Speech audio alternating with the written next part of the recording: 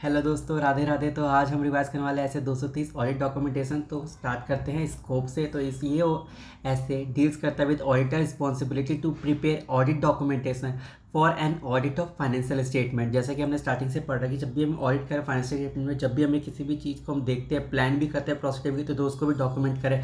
कोई फाइंडिंग मिलती है, इसको मटेरियल मिस्टेक मिलता है, तो हम उसको डॉक्यूमेंट कर रहे हैं। प्री कंडीशन से लेकर टर्म्स ऑफ इंगेजमेंट से लेके फाइनल कंक्लूजन तक जो भी हमें चीज़ें इंपॉर्टेंट लगती हैं हम उन सबको डॉक्यूमेंट करते हैं। तो वो कौन सा ऐसे बताता है, ऐसे 230। ठीक है। तो ऑब्जेक्टिव बेसिकली यही हो जाता है कि सफिशिएंट अप्रोप्रिएट रिकॉर्ड रखना ऑफ व्हाट किसका the basis of auditor report. जो भी ऑडिट रिपोर्ट का जो बेसिस होता है ना, हमें वो सफिशिएंट एंड अप्रोप्रिएट रिकॉर्ड रखना पड़ता है, जो कि आपकी ऑडिट रिपोर्ट का बेसिस। ये नहीं कि आप कुछ भी आप रखे जा रहे हैं ऑडिट डॉक्यूमेंट में, ऐसा नहीं है, वरना वो फाइलें बहुत मोटी हो जाती है। इसलिए बोला जाता है सफिशिएंट एंड अप्रोप्रिएट। एविडेंस कैसे होंगे? Evidence that the audit was planned है and performed in accordance with the SAs and legal and regulatory requirement. ठीक है। रेगुलेटरी रिक्वायरमेंट और ऐसे को कंप्लाई करते हुए एविडेंस जो भी होंगे उन सबको आपको डॉक्यूमेंट करके रखना होगा। ओके, चलो अब हम डेफिनेशंस की बात करते हैं। फर्स्ट आता है ऑडिट डॉक्यूमेंटेशन। ये डेफिनेशन सी इंटर लेवल पे बहुत इंपॉर्टेंट हो जाते हैं, सी फाइनल लेवल पे तो इतना ज़्यादा इंपॉर्टेंट होती नहीं है। ऑडिट डॉक्यूमेंटेशन की बात करते हैं, the record of audit procedures perform relevant audit evidence obtain and conclusion the auditor reached. ठीक है।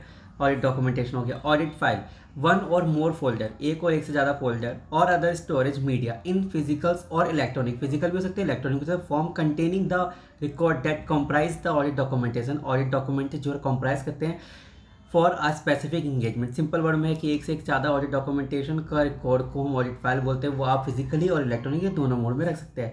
एक्सपीरियंस ऑडिटर, बहुत ज़्यादा easy definition, an individual who has practically audit experience and a reasonable understanding of audit procedures ऐसे and legal regulatory requirement, business involvement, auditing and financial reporting act issues की उनको अच्छी खासी knowledge होनी चाहिए, बहुत ज़्यादा इजी।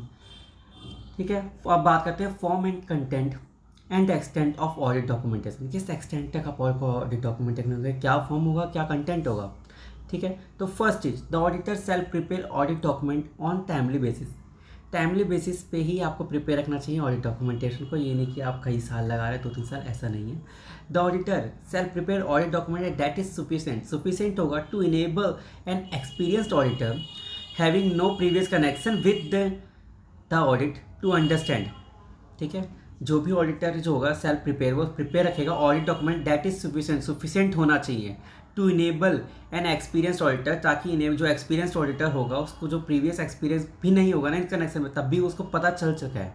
तो उसमें क्या क्या चीज़ें होनी चाहिए? पहले तो nature, timing and extent of और द ऑडिट प्रोसीजर।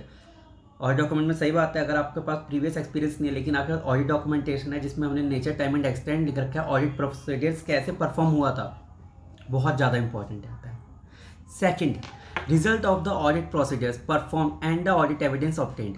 जो आपने नेचर, टाइम एंड एक्सटेंट देखा था ना ऑडिट प्रोसीजर का परफॉर्म का, उसका रिजल्ट भी तो रखो कि रिजल्ट क्या रहा। एंड जब रिजल्ट रहा तो उसमें कोई सिग्निफिकेंट मैटर्स भी मिले होंगे, तो significant matters at the conclusion reached and significant professional judgement जो भी आपने लगाए थे उसका भी आप रिकॉर्ड रखो। पहला nature, timing and extent of audit procedure perform, audit procedure जो भी आपने परफॉर्म करा उसका रिजल्ट क्या मिला, और तीसरे में सिग्निफिकेंट मैटर जो कि आपको उस प्रोसीजर के दौरान आपको मिलते हैं। अब अगला आता है in documenting the nature, timing and extent of audit procedure perform the auditor shall record. Auditor क्या रिकॉर्ड रखेगा? Identifying characteristics of the specific items, identifying रखेगा characteristic of the specific item, बहुत ज़्यादा easy. Who performed the audit work, किसने perform किया audit work को, and the date such work was completed, जिस दिन वो डेट पे काम खत्म हुआ। हु रिव्यू, किसने रिव्यू किया द ऑडिट वर्क परफॉर्म, जो काम हो रहा था, and the date extent of such review. अगला है departure from the relevant requirement and matter arising after the date of audit report. अब जब ऑडिट रिपोर्ट इशू कर दिया या बन गया, उस समय भी कुछ एक्सेप्शनल आइटम्स या सर्कमस्टांसेस हो सकते हैं, तो उसके लिए ऑडिट डॉक्यूमेंटेशन क्या बोलता है? आपने तो बता दिया सर, ऑडिट प्रोसीजर परफॉर्म होने से पहले प्लानिंग से लेकर कंक्लूजन तक की सारी बातें, सिग्निफिकेंट मैटर हमें सब रिकॉर्ड रखना है। लेकिन ये भी तो बताओ, जब डिपार्चर ले रहा from relevant requirement and matter arise होता है उसके बाद after the date of audit report, तो उस समय क्या करना है?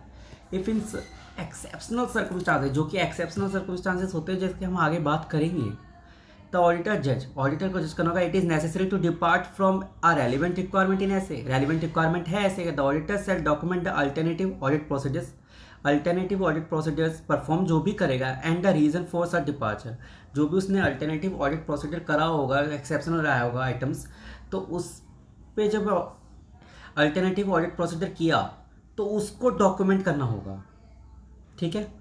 The auditor perform new additional procedures, new additional जो प्रोसीजर्स ने किया, और ड्रॉ न्यू कंक्लूजन, जिससे कि न्यू कंक्लूजन आया तो उसको भी डॉक्यूमेंट करना होगा।